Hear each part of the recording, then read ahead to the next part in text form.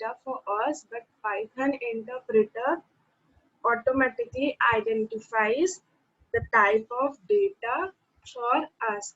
How? Let's see. So if I write as b is equals to 23.89 and below, if I write as type of B. I have discussed the same thing previous also in the typecasting lecture. And if I here print the type of B, then it will show us the class float as it is a float type variable. So let's see if it is showing the same or not. So Python interpreter recognizes the type of data by itself. So this is it, and let's see the more examples of data types. So start with the very basic str type. So let me write here x is equals to, or just leave it as it is. If I write here x is equals to, and here if I write hello, and below print x,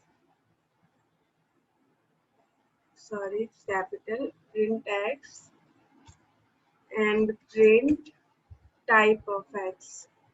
So it will show me the hello and the type of hello, which is str, means a string type. So x is a string type variable.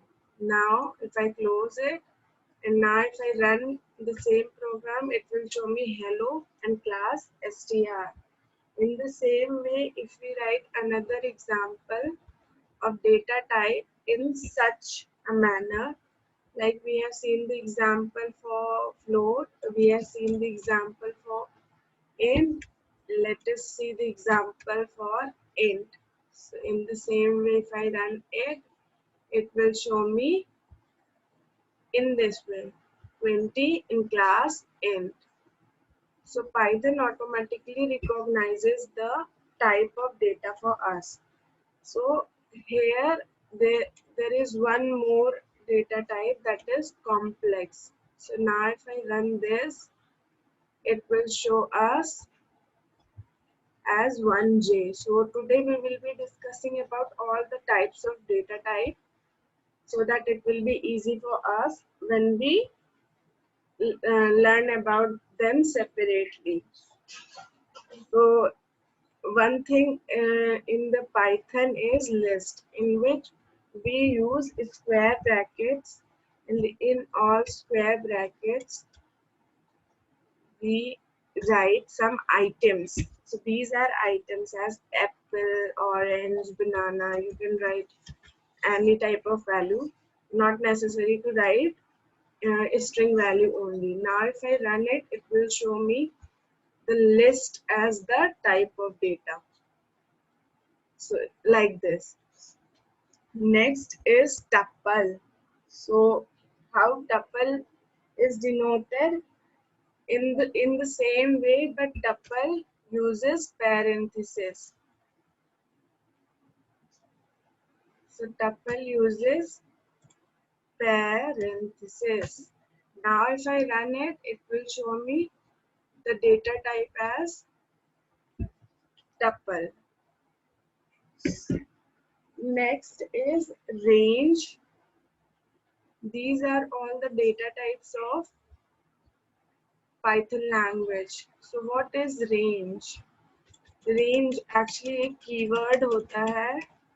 तो अगर हम यहाँ पे range लिखेंगे and then उस पे कोई भी एक डिजिट लिख देंगे, लाइक हमने 6 लिखा, तो अब हमको ये जब हम प्रिंट एक्स करेंगे और प्रिंट टाइप ऑफ एक्स करेंगे, तो ये हमको टाइप ऑफ एक्स में रेंज दिखाएगा और रेंज में 0 से 6 दिखाएगा. अगर यहीं पे हम 7 लिखेंगे तो हमको 0 से 7 दिखा देगा. तो मतलब रेंज मतलब 1 to 5 4 to 6 ऐसा कोई भी एक रेंज अगर आप लेना चाहते हो, जैसे आप 4 to 6 लेना चाहते हो तो यहाँ पे एक्चुअली आप 4 to 6 लेना चाहते हो तो आपको 3 डिनोट करना पड़ेगा and 6. Okay, now it will show you as such range 3 to 6 मतलब कि 4 5 6. Next is it is a range, it is a range data type. Next is dictionary. So dictionary, list, tuple, we will discuss them in brief later on, but here we will just see the syntaxes of these data types. So dict is the keyword for dictionary, but here you don't have to worry about it. Dictionary is actually key value based data type. So use curly braces and after this write your name and put colon and then you can write your name here. Okay, I'll be writing my name and then after this just click on that comma and age. You can determine your age here. Okay, and then just close the braces. Now if I run the program it will show me. Okay, got. Okay, there is error as I haven't put this. So now if I run it,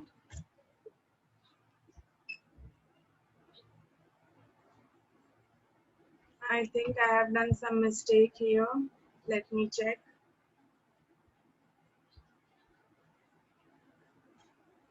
Name. Okay. Yeah, this mistake is done by me. Yeah, I forgot to close each string. So let me run it again.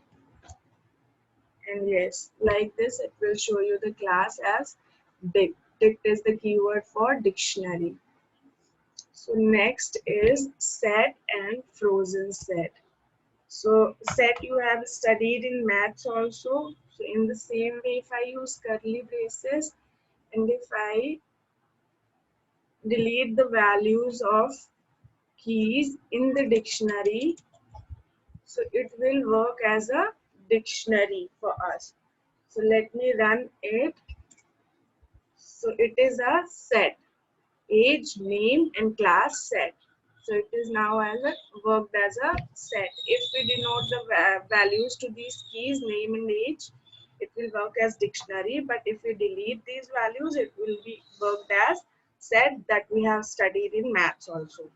And in the same way, what frozen set is, if we use the keyword frozen set and after that we will here enclose it with parenthesis and the braces. And now if I run it, it will show us the frozen set as the data type of these values. Okay, so this is set and frozen set. Next there is byte array and memory view also. In the same way, like if we delete this, just delete this line and here B, and here if I write hello, I think I forgot to show you the Boolean values also. So let me show you that after some time. So if now I run it, it will show me be hello and class as bytes. So it is byte type data type. Okay. Next is byte array. So like in the frozen set, we use the keyword frozen set. In the same way, if I write here byte array and in the parenthesis, if I write 5 And now if I run it, it will show us the these are bit values that are inside the byte array parenthesis. These are the bit values. Next, we will take the memory view, so you can understand it the same in a better way. If I take here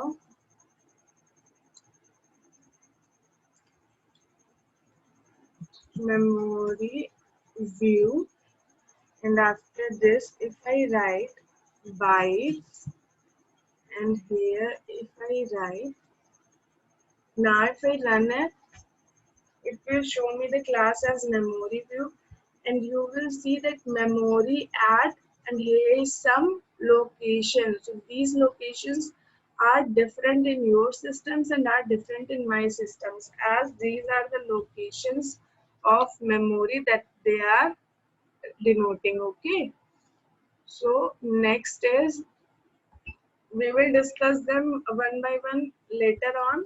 Just here I have given you the introduction. So next is, this is one more data type I have left, that is Boolean type, means true or false type.